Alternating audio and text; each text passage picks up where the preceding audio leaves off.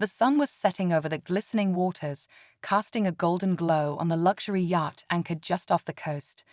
Laughter echoed across the deck, glasses clinked, and the guests, dressed in their finest designer outfits, floated from conversation to conversation, barely noticing the young man standing quietly at the edge.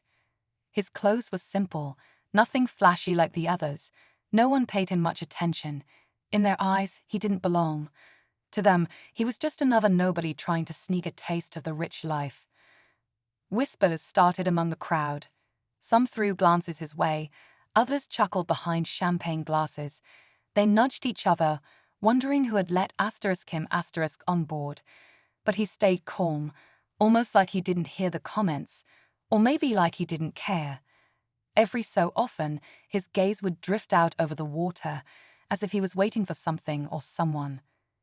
The yacht's owner, a boastful man with a booming laugh, took center stage, entertaining the crowd with loud stories of his wealth and connections.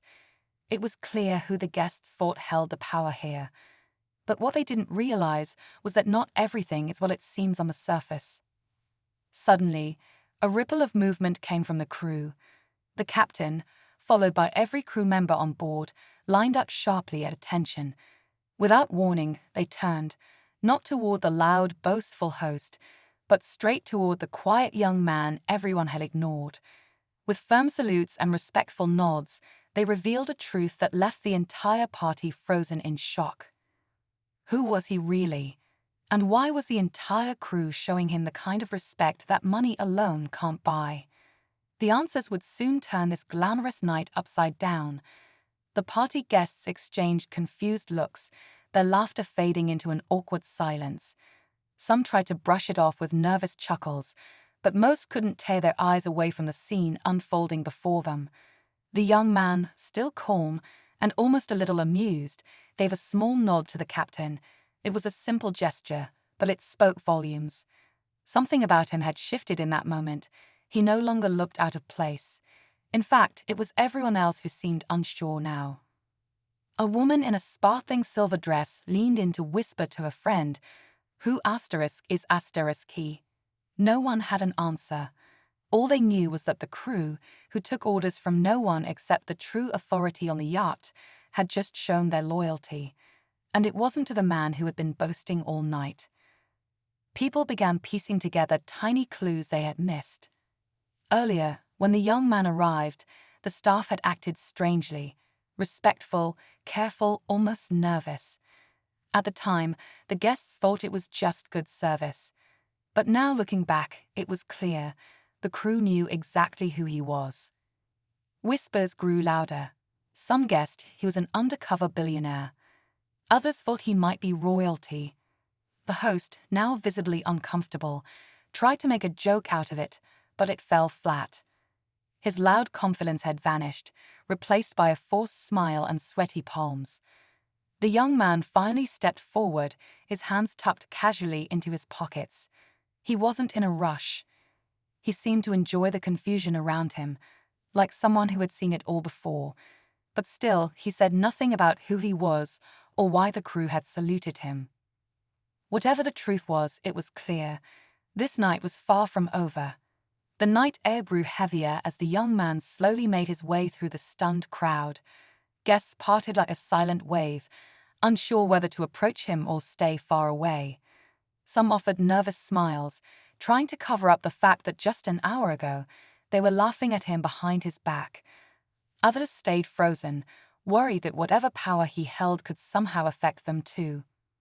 Among the crowd, a few sharp-eyed guests started connecting dots. They remembered hearing rumors, stories about a secret investor who owned fleets of yachts, luxury resorts, even private islands, but never cared for the spotlight. Whispers said he preferred staying anonymous, letting others take credit, while he quietly controlled everything from behind the scenes. Could it really be him? The idea buzzed through the party like static electricity, impossible to ignore. Meanwhile, the so-called host, Mr. Wellington, grew more desperate by the minute. His mind raced to remember if he had ever crossed paths with this young man before, or worse, insulted him. The host's entire image was built on connections and appearances, and now both were slipping through his fingers. In a last-ditch effort, he grabbed a microphone and tried to reclaim control, calling for a toast to our honored guest.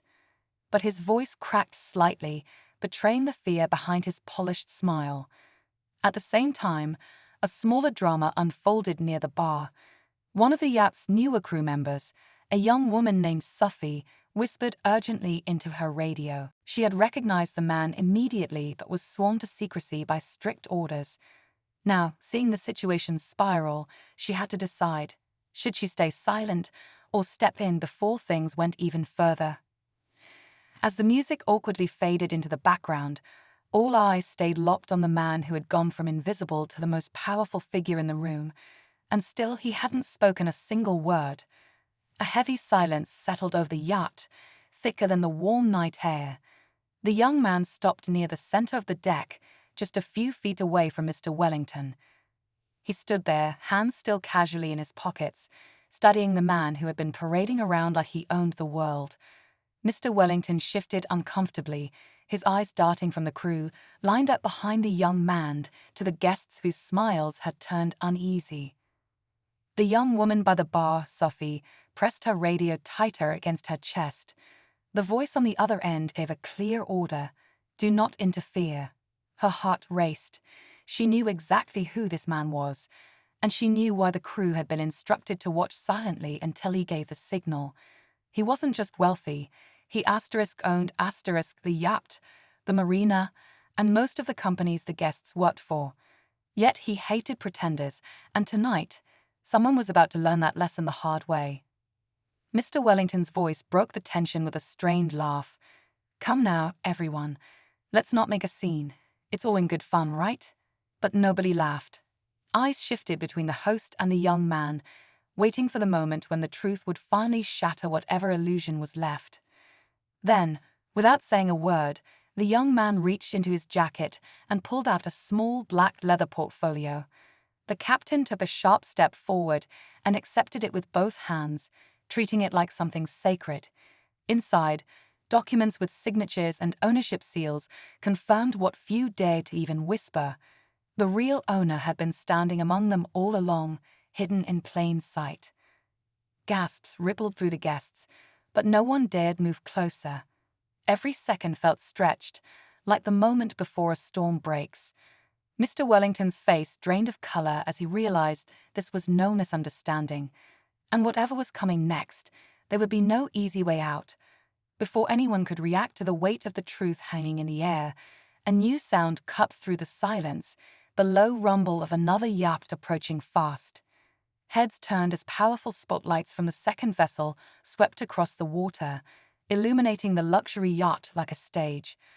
A sleek black yacht, twice the size and twice as intimidating, pulled alongside them, bearing a logo that only a few recognized. A symbol tied to one of the most powerful private investment groups in the world. The young man didn't even flinch.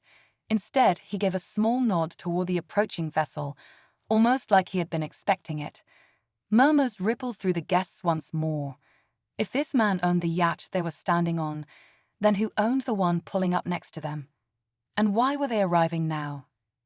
A gangplank extended between the two yachts, and several sharply dressed men and women stepped onto the deck. Unlike the guests, they moved with purpose and authority, ignoring Mr. Wellington completely as they made their way toward the young man. In the lead was an older gentleman with silver hair, carrying a thin briefcase and an expression that meant business.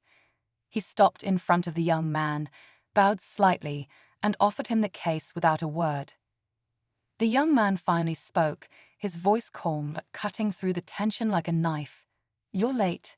It was only 2 words, but they set off a fresh wave of panic among the guests. Mr. Wellington stumbled back, trying to grasp what was happening. This wasn't just about ownership anymore. Something bigger was unfolding right in front of them. Sophie gripped the rail tightly, her instincts screaming that whatever deal was about to happen could change everything for everyone on board. Yet still, no one outside that small circle of insiders knew the full story, and the night was far from over. The older gentleman clicked open the briefcase, revealing a thick stack of contracts marked with urgent red tabs. Guests craned their necks to catch a glimpse, but most had no idea what they were looking at. The young man flipped through the papers with a quick, practiced eye before pulling a pen from his pocket. The click of a pen sounded sharp in the silence. Without any ceremony, he signed the documents, and the older man gave a nod of finality. Mr. Wellington's hands shook as he stepped forward, trying to salvage the moment. "Listen, I didn't know. Had I known you were coming tonight," he stammered. But the young man cut him off with a glance so cold that Wellington's words died in his throat. With another nod, the captain stepped forward and pulled a folded document from his jacket. He handed it to Mr. Wellington, who unfolded it with trembling hands. His face drained of all color as he read. It was an official notice. Not only had he lost control of the yacht, but his entire company, his pride and joy, had been quietly bought out in the past 24 hours. The guests, sensing blood in the water, slowly backed away, desperate not to be associated with his downfall. The young man turned to the crew and gave a simple command: "Escort him off my yacht." Without hesitation, the crew moved in, and Mr. Wellington was led across the gangplank toward the other yacht, humiliated and defeated. Just when it seemed the night had revealed all its secrets, Sophie stepped forward, her voice steady. "Sir, there's one more thing." She handed him a small envelope. He opened it carefully, his expression shifting as he read its contents. Inside was a private letter, one he had written years ago, left in a hidden safe he thought no one would ever find. A letter not about business, but about family, about a brother he thought was lost to him forever. As the young man looked up, his eyes scanned the crowd, realizing that someone from his past had been closer than he ever imagined, and this party was only the beginning of what was still to come. The young man tucked the letter carefully into his jacket, his mind racing with memories he had long tried to forget.